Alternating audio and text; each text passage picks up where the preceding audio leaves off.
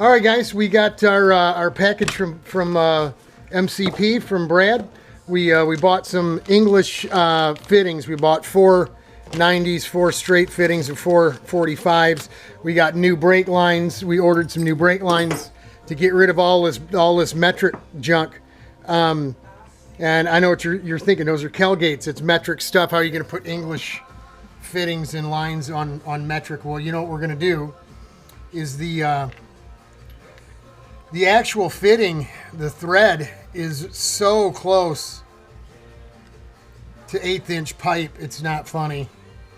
So this 1/8 inch pipe tap, it threads right in there. The problem is the metric stuff is straight, and obviously pipe is tapered. So I've obviously done this before because I've got an 1/8 inch pipe tap that's already been cut down.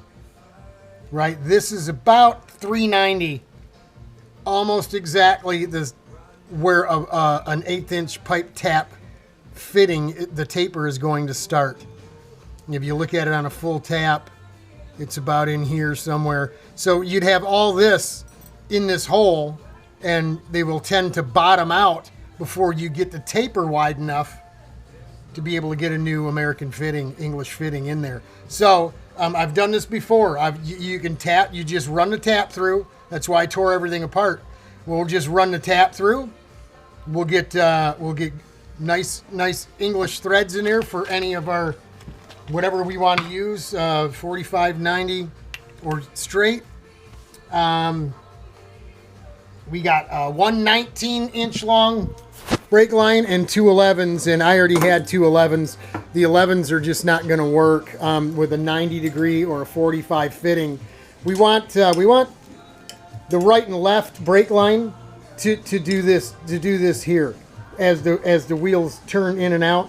We want this to do all the moving and work, and we want the T fitting or Y fitting anchored. We don't want it banging around. Look what happened here. That's why I'm changing these brake lines here, right? For just having this stuff laying in here, it was so short and tight that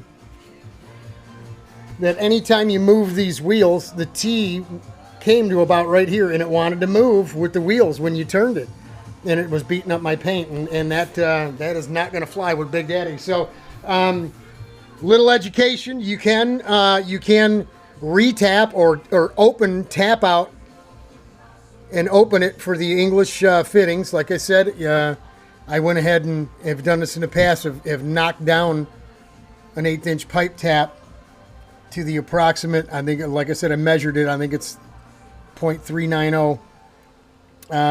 Just so you're not bottoming out before you're actually doing the work that you need to do here. So we'll get that stuff straightened up. Think we're probably gonna have to call Brad. We wanted a 19 and 2 15 inch long, but he didn't have any 15s, so we bought something that we can't use today, but we'll end up, we'll put it in the cabinet. We'll end up using it on another cart for the rear. We'll bring one line back and tee it off and run the 2 11s to either side of a rear, probably on that car. And we got spares, man. It's not like that stuff's ever going to go to waste. So we'll use it for something. It ain't a big deal. But I'm going to have to call Brad back and have him send me up, make me up 2 15 inch long brake lines. And why, Robert? Why do you buy this to you in a hurry? Well, I just kind of figured it would work. And then I found the 2 11s I already had, and I realized, it is what it is. We're working on the pitman arm and the steering speed. I had a couple of these are, I bought 4 of these. These haven't come yet. They're coming tomorrow from Pegasus. 3/8 females, because I'm going to use 3/8 round stock for my tie rod. Because like I said in that other video, let me show you. We're going to do this right here. And this is just for the video, guys. I'm not going to put this on. This is a 5/16 tie rod, right? With a 5/16 round stock.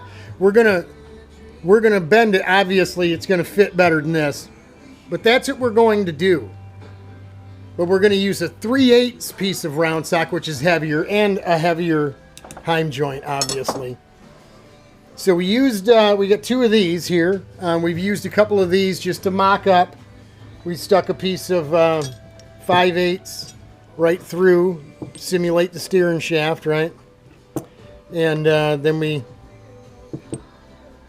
propped it up with something. Hang in there, folks. Like this. And then we, you know, we marked the center, and then we made sure we weren't right up against it.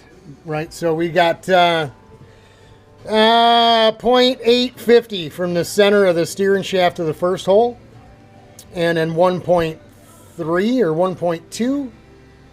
So we've got a 2.5 to 1 and a 4 to 1 steering speed ratio. So obviously I'm gonna go I'm gonna go with the real slow steering, and if there's an issue with clearance with these things, you know, turning and stuff, then I'll just whack this thing right off and round it right off, because I don't intend to change it. I like it super slow.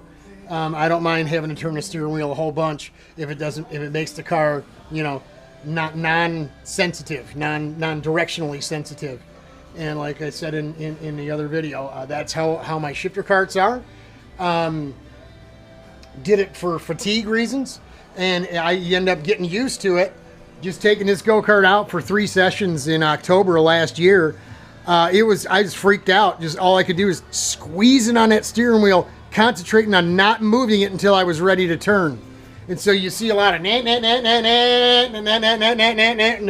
man. It's going to be on it, and I'm going to be able to drive it now. I'll be able to saw the wheel without spinning the damn car out. So I'm going to get all the go-karts that I'm going to drive turning real slow. And if people that take them for a ride don't like it, too bad, don't drive them. But I can't go from quick steering to slow steering, back to quick steering, back to slow steering all weekend long, every weekend. They all have to have the same characteristic to them, or I'm not going to be interested. And once I get this thing turning like I'm used to, real slow, no sensitivity to the steering, I'm going to drive this thing like an indoor go-kart. I'll be throwing this thing around a racetrack like a rag doll, because it'll suit me then. I won't have to worry about, you know, it being so sensitive and like it was. So there you go. That's what we're doing. We're messing around with some steering, tie rods, rod ends. We'll get done. We're going to open up the metric threading on the master as well. Just the front. We're not going to put we're leaving the rear metric. So we'll get the brakes all done and on, brake lines done.